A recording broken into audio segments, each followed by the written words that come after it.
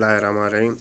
दौड़ टीवी में भली कार आया उमैद अली पंवर 60 मैल में रिपोर्ट करे दौड़ टीवी जो रिपोर्टर मोहसिन चंद 60 मैल में तक ब्रेकिंग न्यूज़ ॾींदा हूँ तो 60 मैल लॻ कर्नल मोड़ एक पोरियत जे घर के अचानक बाहि जंहिं सबब समूरो सामान सड़ी रख।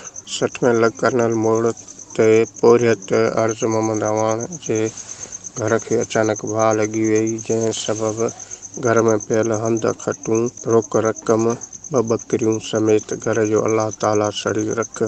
मुतासिर पोरियत अर्ज़ मोहम्मद अवान खुले आसमान हेठ वसवारन के अपील कई है त असांजी माली मदद कई वञे।